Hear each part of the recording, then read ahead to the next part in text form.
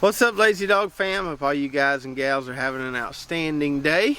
We were supposed to get our second frost last night, so today we want to go around and kind of check on, see how some of the things are doing after that, and we also need to get some of our leeks planted. So last night we were supposed to get our second frost of the year. My weather app said it was going to get down to 33, which means we can get some frost on the ground. Now our first frost came early Thanksgiving week when we were out of town, so there wasn't a whole lot I could do about it then, and we did see a little bit of damage. I'll show you in a bit. But this frost thing down here is kind of confusing because I've seen it get down to 25 and have no damage whatsoever. I've also seen it get only to 34, 35 and see a lot of damage. So it has a lot to do with the moisture in the air. And it's really hard to tell if the moisture is in the air, if you're going to have any damage or not. You can't really tell when you go to bed at night if those predicted temperatures are going to do any damage to your garden or not. So sometimes we just take a gamble. Sometimes we make preparations. I did order some frost protection fabric, but it just came in yesterday, like late yesterday. The post office guy came and delivered it like around 5:30 or 6 o'clock yesterday afternoon, right when it was getting dark, so really couldn't do anything about it then. So we just took a gamble last night. There was a few things I did to kind of try to prevent any damage. I'll tell you about those in a minute, but it's tricky around here. You don't really know what you're going to get. It's not an absolute where you know if it's going to get this cold you're going to get some damage. It's, you know, it's kind of a crapshoot. But anyway, let's walk around. I'll show you the things I was kind of worried about, what we did. Also show you some of the damage we received from that first frost we got last week. And before we look at some of this stuff, just to be clear, it doesn't really get cold enough down here for me to worry about a whole lot that's planted out here. Most of this stuff we have planted is cold tolerant for as cold as we'll get down here. But every now and then we see some kind of random damage. It's kind of hard to explain. So in this plot here, we've got some winter herbs, cabbage, broccoli, cauliflower, Brussels sprouts, spinach on the end. Stuff I would normally not worry about at all. Maybe the broccoli and cauliflower, if they had heads, we worry about those freezing, but that's not happened yet. So I wasn't worried about anything in this plot, but for some reason, this red cabbage here took a hit last week on that first frost, and I've never seen this happen to any kind of cabbage, much less red cabbage.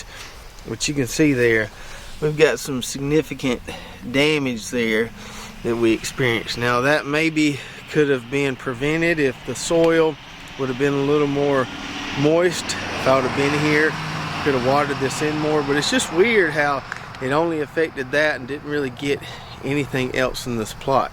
You can see our green cabbage that's right beside it there. Well, maybe that one there has got a little bit of damage on it, but most of our green cabbage looks just fine. It's just this red cabbage here. I think it will grow out of it. It didn't kill it, but some of the plants look pretty dang pitiful here. It's a good thing we've got a bunch planted. Maybe we'll still at least get a few heads of cabbage here. So what I did last night, because it appeared this red cabbage was pretty susceptible to the cold, I ran this overhead sprinkler on it all night on this plot here, and that will kind of help prevent any frost damage. It's not the most economical option. Covering would be cheaper and more wise on your water usage, but that's what we did last night because we didn't have our coverings ready to put over some of this stuff. So we just ran the sprinkler. I came and turned it on about 12:30 last night and then turned it off this morning, and that ensures we don't get any further damage. Now another thing I was worried about here is this tarragon, and from what I understand talking to some of our viewers and subscribers, we need to wait till this stuff flowers before we harvest it. Looks pretty good now in this little fire ring raised bed, but here we got to wait till it flowers to harvest it, and so we got to let it grow all throughout the winter down here, and I'm going to have to cover this eventually.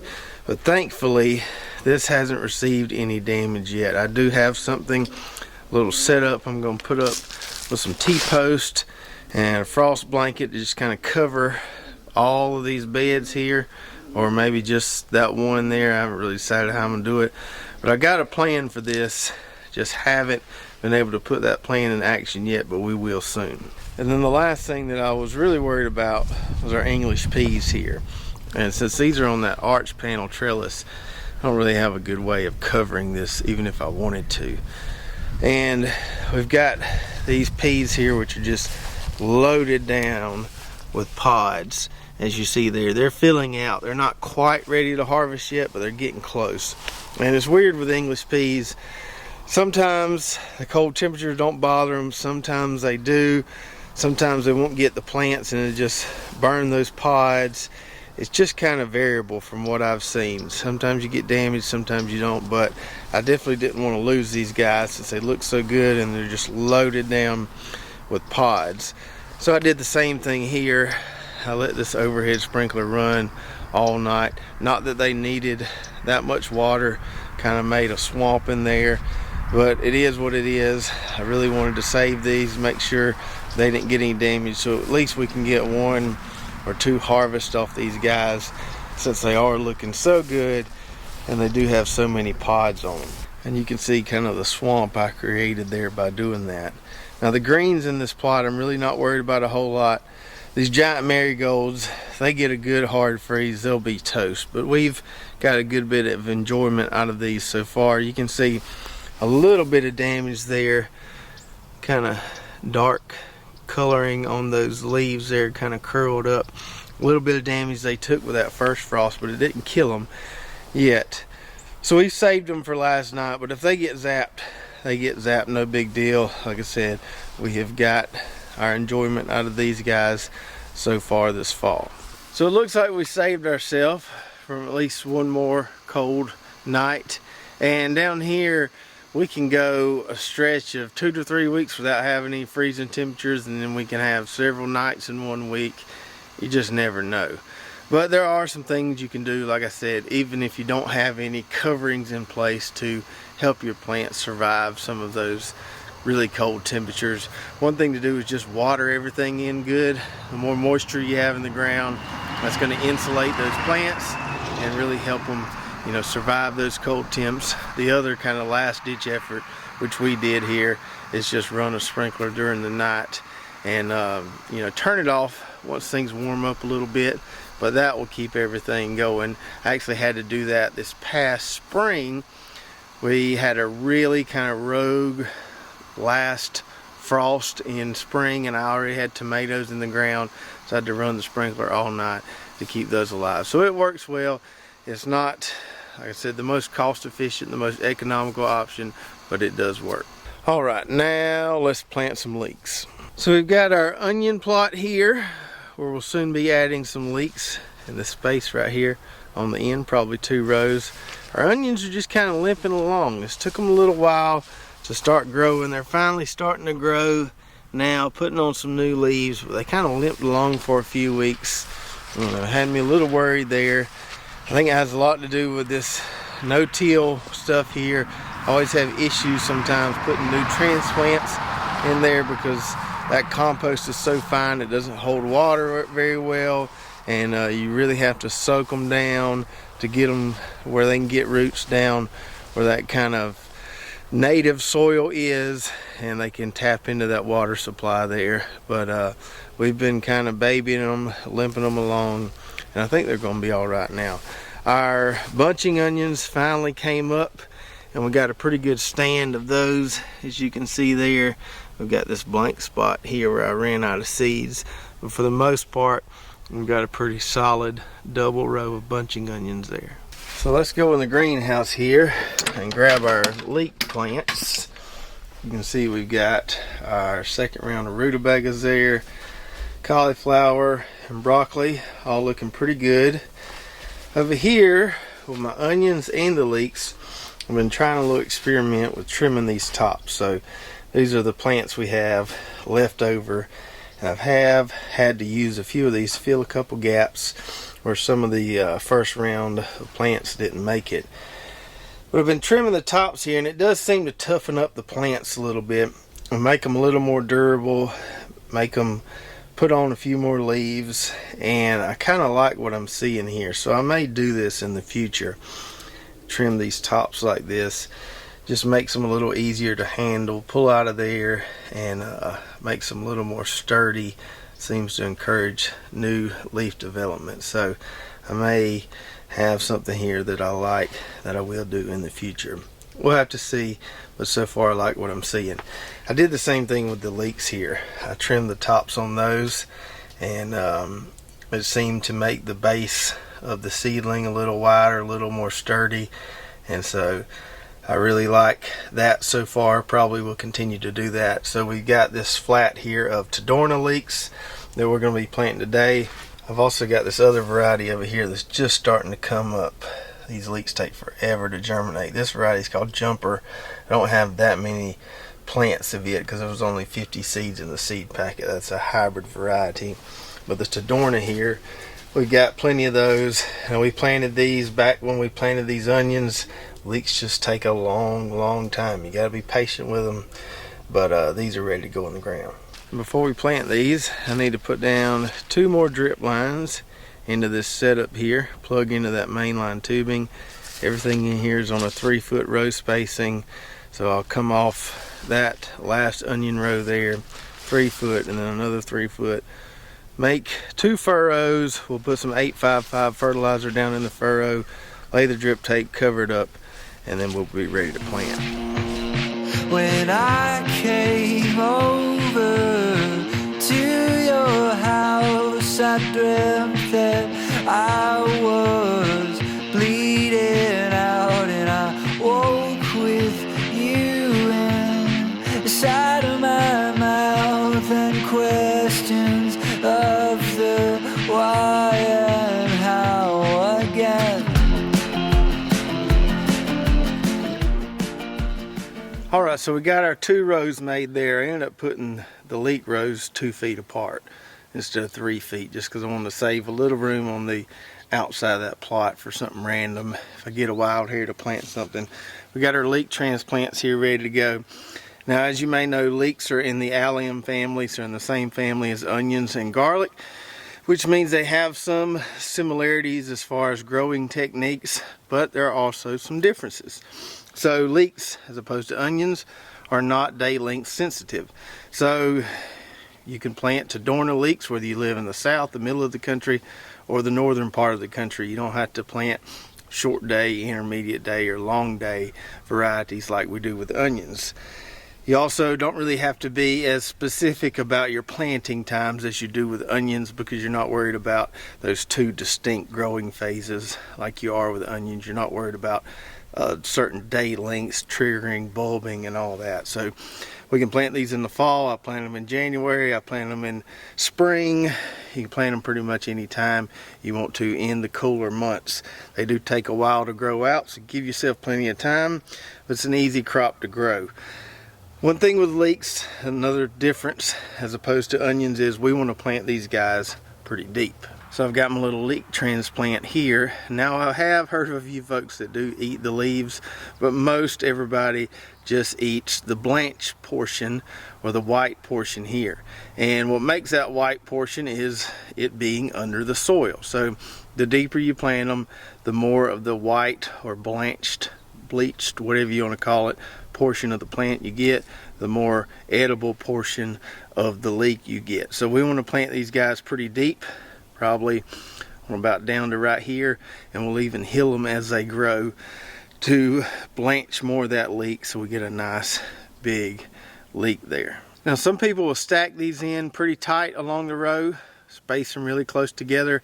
These things have a really massive root structure, so I like to give them a little room. I like to plant mine about 8 to 10, maybe even 12 inches apart or so.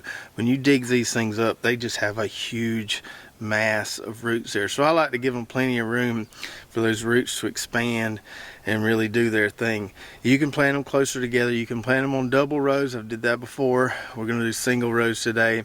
You'll see different people talk about different spacing and stuff, but we're going to go with about an 8 to 10 inch spacing on these guys. Now, the easy way to do this is to use some kind of tool. to make a nice little deep hole there, and you can just stick the plugs down in it. A lot of times you don't even have to squeeze the soil around them. You can put some overhead water on them and the soil will kind of naturally compact around that transplant. So I have used a broad fork in the past, and that works pretty good to make a nice little hole to put the leeks in. The broad fork I have, the tines on it aren't that big, and so sometimes it doesn't make a wide enough hole to put them in. So I've got this hoe handle here that we're going to use today, and so we're just going to kind of stick that down in the soil there and make a nice little hole to plant our leeks. The one problem I have, this soil right here where our rows are going to go is pretty loose because of the whole furrow, amend, drip, and then covering process. So I need to tamp this down a little bit. So I'm going to take the same hoe I've got here that we're going to use to make the hole, and I'm just going to go along the row and tamp this soil down nice and tight here. And once it's tamped down, then I should be able to make a nice little hole and it stay there like that, and we can drop our transplants in. Maybe I won't hear a sound, just empty, nothing floating around again. Alright, so we got that first row tamped down there, and we got our holes poked along there, kind of right on top of that drip tape. They're not exactly equidistant, but they're close enough, about 8 to 10 inches apart or so. So now we just grab our little leek babies here, stick them down in those holes. You can push the soil up around them like that if you want to. I found it's not completely necessary, but if it makes you feel better, go for it. Put them in there, just like that, plant them nice and deep. No, I wouldn't change a thing to love like this. It makes me sing, but don't you for 1 second think that one day lonely I won't be again.